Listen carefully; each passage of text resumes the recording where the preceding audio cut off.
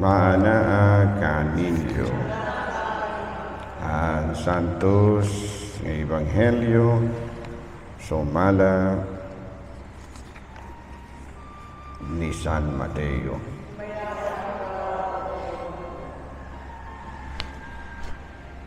Si Jesus maingon sa iyang mga tinunan, pagbantay kamo kay wala ka masayod, kung unsang adlaw mo ani ang Ginoo, hinumdumi kini. Kung ang agalon sa panimalay na sayod pa sa takna nga iabot sa kawatan, magtukaw gyud siya ug dili mutugot nga ang kawatan mulungkab sa balay. Busa kamo usab kinahanglang mag-andam kanunay kay moabot ang anak sa tao sa takna nga kamo wala magpaabot kaniya. Busa kinsa man ang buutan ug maalamon nga sulugoon, katong gipayalan sa iyang agalon pagdumala sa ubang mga sulugoon ug paghatag kanilang pagkaon sa hustong panahon. Pagkabulahan ni atong sulugoon ang nakaplagan sa iyang agalon nga nagtuman niini sa paghiuli niya. Sutihan ko kamo nga ang maong sulugoon himuon sa agalon nga piniyalan sa daghan niyang katigayunan. Apan kun siya daotang sulugoon, moingon siya sa iyang agalon, moingon siya sa iyang kaugalingon, dugay pang muuli ang akong agalon, ug musugod siya pagpamunal sa iyang mga kaubang sulugoon, ug magpalabig kaon ug inom uban sa mga palakubog. Unya ang agalon na atong sulugoon, mahibalik usa ka adlaw ni ana nga wala damha, nga wala niya hibalui. Ug tagud-taguron siya sa agalon, pahiagumon sa gidangatan sa mga tigpakaron ingnon. Didto maghilak siya ug magkagut ang iyang hipon. Mga igsuon ko diha ni Kristo ang Ebanghelyo sa Ginoo. Mga lingkod, good morning once again. Today, we will reflect on 3 important points in our lives as a Christian. And first is consistency.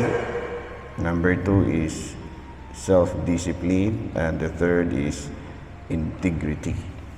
So, consistency. Si Kristo niingon, pagbantay kamo, kay wala ka masayod kung unsang adlaw muanhi ang Ginoo. So, if you are not consistent, basin bagmataymingan ba nga pagbalik sa Ginoo wala ka nakabuhat og dawta, wala ka nakabuhat og maayo kay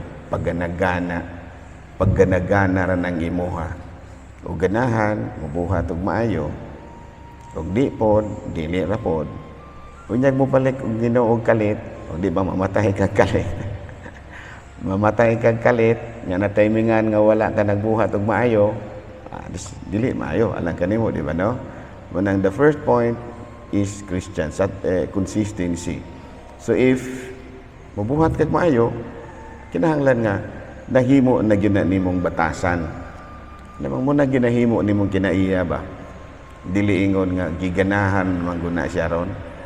Munang nanghatag siya kay daghan man kayong sobra sa ilahang kumbira. Daghan man kayong sobra sa ilahang kumbira munang nanghatag sila kay mga panos mapod. Pero dili gina mi kinaiya niya. Napugos na lamang nagpanghatag kay nagkumbira mo guna unya gamay kay bisita kay wa pa mo si tawhana og magkumbira wa may manuol. So ang nahitabo daghang kay sobra. Muna nga nanghatag na lamang. Pero dili gina mo iyang kinaiya. So dili gina siya may mao. Kinahanglan nga kinibitang kinaiyahon gina nimo. Speaking of kumbira, katawa ko ining uban. Nag-anda magpagkaon. Para kumbira ba? Fiesta. Pero ang sapultahan sa ilang balay gibutangan pong iro. dili makasulod ning mga bisita nya unsa ngalan na?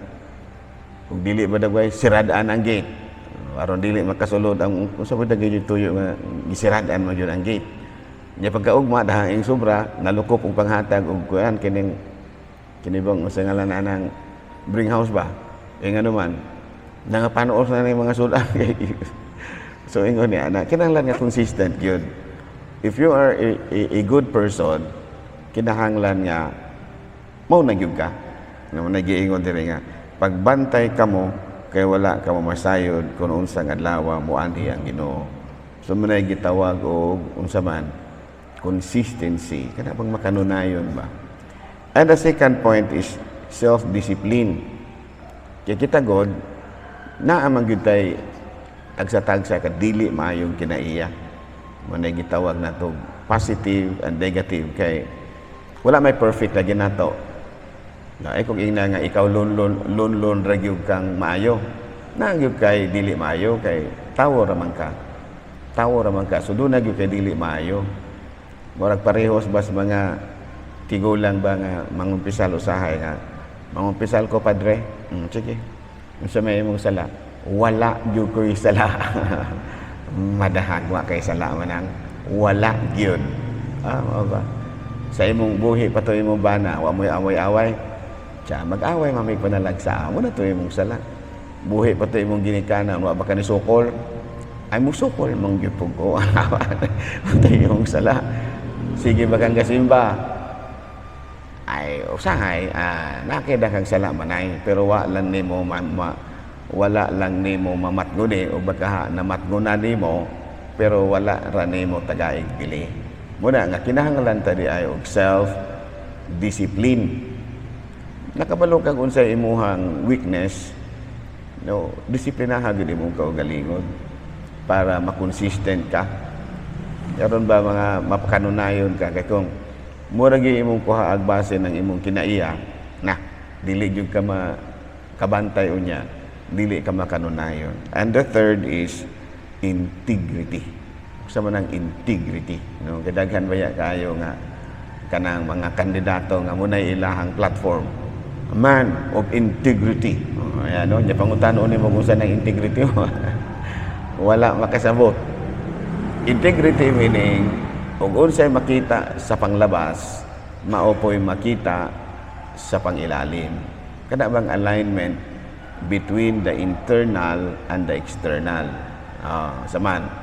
Kung nakita sa mga tao nga manggihatagon ka, tinuod gyud kang manggihatagon, no, dili ingon nga pakitang paaron ingnon ra ba.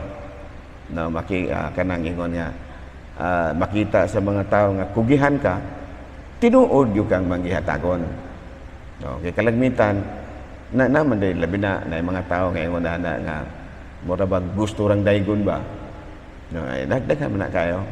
Ano nga abisan kamugod na may mukha na may ingon niya ingon ay sos padre kanang imo dili pa kung sa ha ato-ato ra ni wa man noon musulti og kinsa pero niingon nako cha sos kana imong tigsigig simba kadalo padre ngilad kay nag mga batasan sa ilang kapadahan basig ikaw mo ngilad og batasan kay himantayon ka wala siguro ka makauyon cha basta kay siguro katupon siguro bang na kato siguro bang nang hulam niya wala pa hulam kay wala ilis-ilis na may uban nga ngilad ka kay wala sila makatagamtam og kaayuhan di kanimo ba ngayon ilarag batasan na ay ano man wala day pa hulam kay wa may ilis-ilis wala may bayad-bayad so nahimo ngilad og batasan ang silingan pero na pa ingon jud ana nga kuan ba dili ba in kana bitaw dili ba sa ngalan na align ang kinaiya sa labas ang ipakita sa labas ug ang ipakita sa sulod.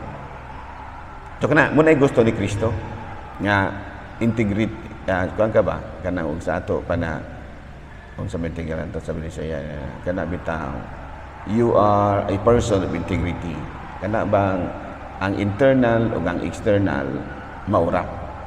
Kung unsay nakita sa gawas, maupod sa sulod. Kung maghihatagon ka sa gawas, tinuod yung kang maghihatagon.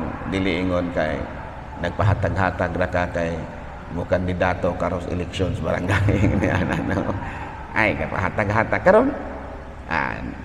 Labinag magsugod na ning kuan. Mangayo mo ining mga politiko, hatag na kay politiko ba? No, sagol na siya. itawag natong political maneuver ganyan ano. So again, sa atong pagpadayon ni Santos kami sa malandong tagmayo ang atong Ginoong Jesucristo karon nagtudlo ka nato no niingon siya pagbantay kamo kaya wala ka masayod kung unsa nga adlaw mo ani ang Ginoo man ang gitawag sa in English o consistency kunya miingon pud siya nga busa ang buutan nga maalamon nga sulugon katong gipayalan sa agalon sa pagdumala sa ubang nga sulugon ug paghatag kanilang pagkaon no sa hustong panahon ano gitawag natong self discipline. And the third is integrity no kinsa katong maabutan sa Ginoo nga maayog binuhatan iyang gantihan bisag wala sa masayod kung kano sa moabot ang Ginoo man ay gitawag natong integrity ang panaghiusa sa iyahang kinaiya ug sa iyahang panglabas ug sa iyahang pangloob ingon niya manindog palihog.